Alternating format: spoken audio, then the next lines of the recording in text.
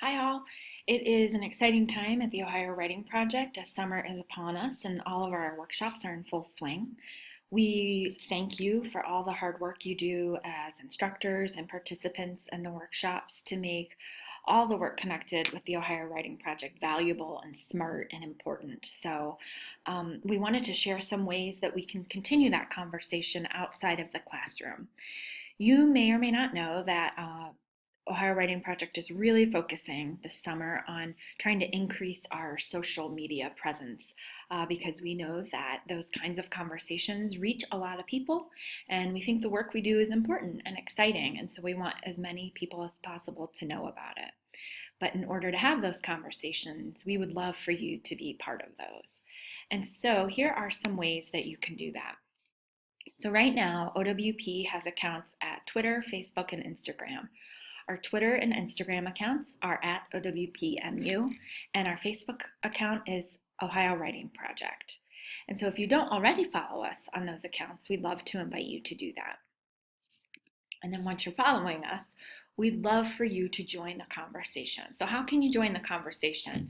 Well, you just create a post. And once you've written your post, and the post can be about lots of different things, which we'll talk about in a minute.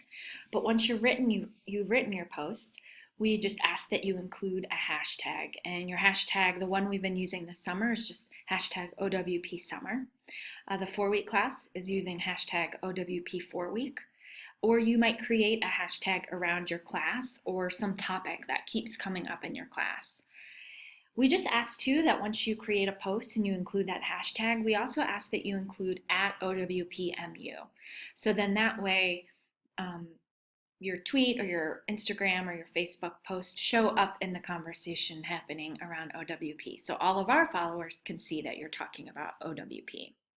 You might also include at EdChat, which is a common place where teacher conversations happen, at NWP, or at an author that you're thinking about or you're talking about or you're including in your classwork. For example, last week when we had a Skype conversation with Penny Kittle, I would make sure that our tweets had at Penny Kittle in it so that those showed up in her feed and all of her followers could be a part of the conversation too.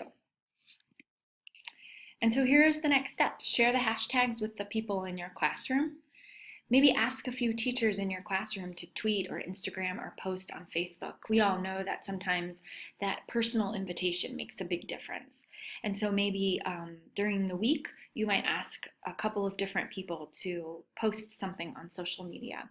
Or you might, when you're together as a class, ask somebody to live tweet a conversation that you're having, or ask a few people to live tweet if there's a Skype conversation happening. You could ask people to take turns, and then we ask that you create posts yourself too. And so often people wonder, so what am I supposed to share? So there's really 3 main ways that we can share, although I'm sure there's lots of other possibilities too. But the first main way that I find myself sharing is through images, right? People, books, work, and moments. With people, I always think it's interesting to capture people in candid moments as they're working or talking or thinking. And it doesn't necessarily have to be in the classroom.